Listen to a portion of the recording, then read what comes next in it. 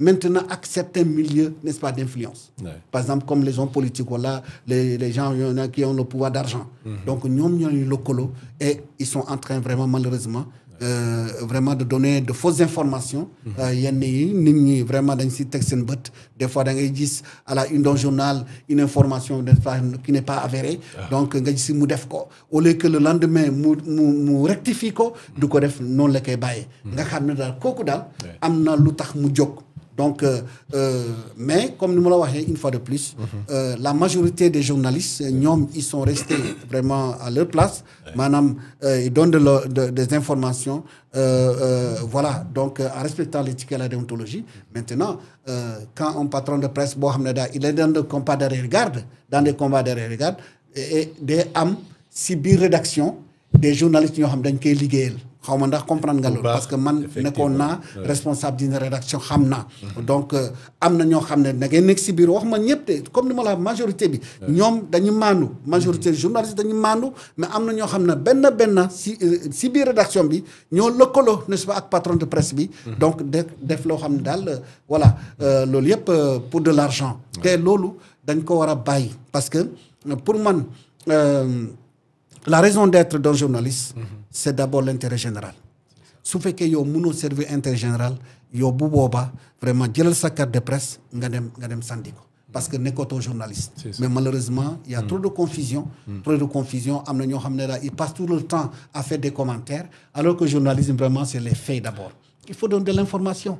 Mais da ngay jël benn affaire vraiment taw yi ko boo xam ne amul njëriñ loo xam ne amul njëriñ nga nekk di ko wax ci revue de presse dama ne finalement suñu métier bi lan la ñu mun def na lu ne par exemple carte nationale de presse bi c'est pour que ñu simpi ñoo xam ne daal vraiment bokkuñu ci suñu famille bi mais ba tey ñu yaa ngi ñëw malheureusement donc Web TV ñu ngi koy créer par-ci par-là des professionnels bien ils font leur travail mais c'est pas des professionnels dañuy utiliser vraiment outil médiatique bobu diko xexé gis nañu patron de presse dañuy utiliser outil bobu diko xexé donc alors que normalement outil bobu donc du pour xex nit mais c'est pour vraiment informer de loolu motax vraiment ñu am disons que ça soit la télévision ou bien la radio donc normalement tu es là vraiment pour servir les intérêts vraiment askan wi mais su fekkee vraiment yaa ngi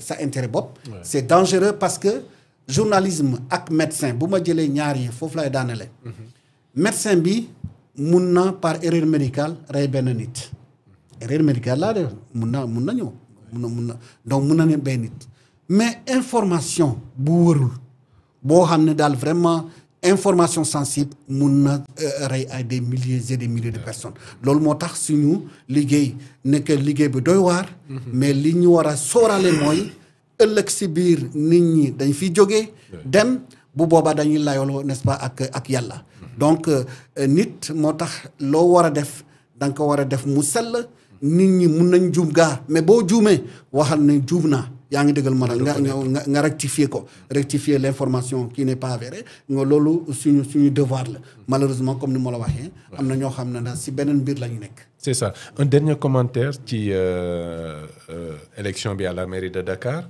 la date du 25 est prise pour élire un nouveau maire Dakar yàgg na nekk une bastion socialiste. Tey est-ce qu'on peut aller vers l'effondrement socialiste ci Dakar on a un maire socialiste boo xam ne moo nekk foofu de Taxawu tey est-ce qu'on peut envisager dans la situation actuelle ñu dem ci situation boo xam ne peut-être Pastef va tenir Dakar. Oui, mais ça c'est une probabilité et moi je crois plutôt à ce schéma-là. Oui, je crois plutôt à ce schéma-là parce que da ngay xool d'abord ki fi nekkoon Barthélémy Dias.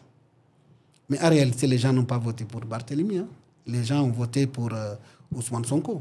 Quand je dis Ousmane Sonko, c'est la mairie de Dakar. Mais c'est avec le soutien, n'est-ce pas, des pacifiés. Ah oui, c'est vraiment la machine, j'allais dire, la machine. C'était ça. Voilà, la machine, c'était vraiment ça. C'est-à-dire qu'on sait que quelqu'un comme Khalifa Babacar Sall, c'est quelqu'un qui avait du poids. mais ni xam nañu depuis 2009 jusqu'à ainsi de suite.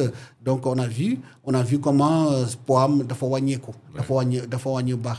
Mais dans le cas de Yewwi Askan Wi et consorts, évidemment on a vu bi Pastef pur, n'est-ce pas, ak taxaw, n'est-ce pas, lokolo. On a vu comment les choses sont. Mais dans tous les cas. Machine Yewwi Askan Wi xam nañu tout le monde sait que vraiment c'est le Pastef.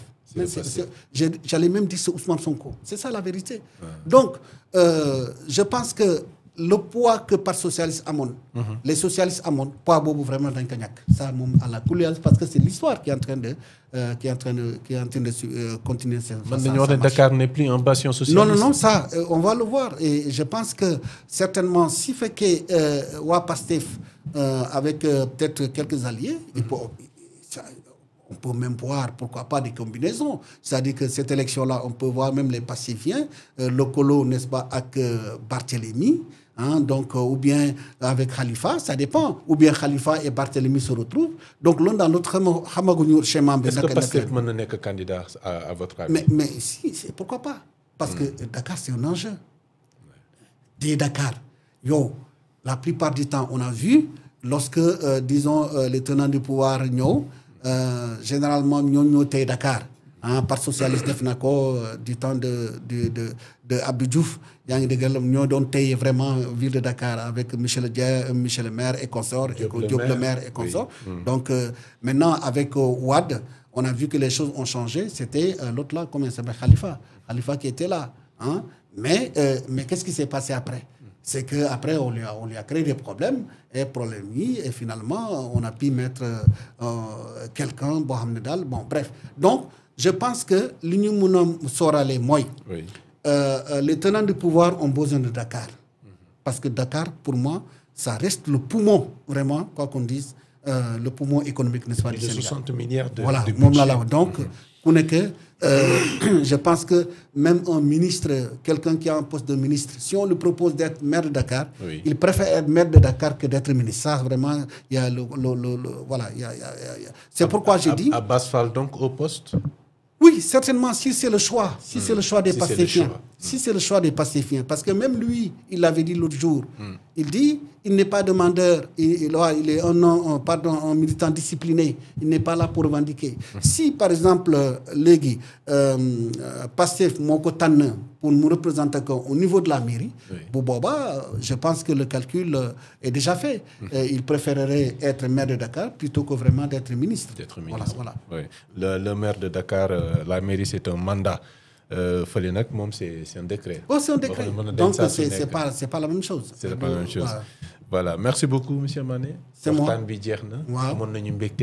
Voilà. Man am contentement vraiment ñëw fii waxtaan ak seen téléspectateur et surtout kaddu bu mujj bi mooy Sénégal de moo ñu war a soxal. Voilà, tout le reste vraiment pour moi c'est pas important. Voilà, nit moom su fekkee da nga bëgg sa réew boobu vraiment da nga ko war a wone te di boo ko wone yaa ngi jaamu yàlla.